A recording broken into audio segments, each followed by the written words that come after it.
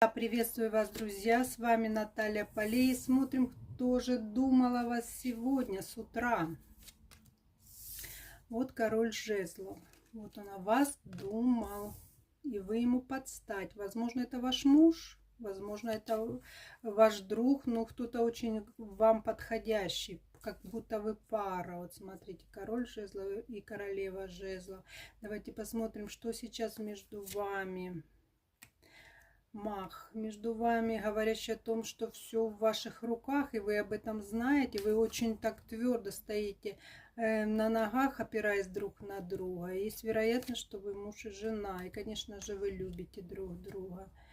Но даже если и не жена и муж, то вы очень такие, знаете, как люди, которые поддерживают друг друга. Да, вот смотрите, идет взаимная выручка у вас. Так что вам вдвоем намного легче, чем по одному.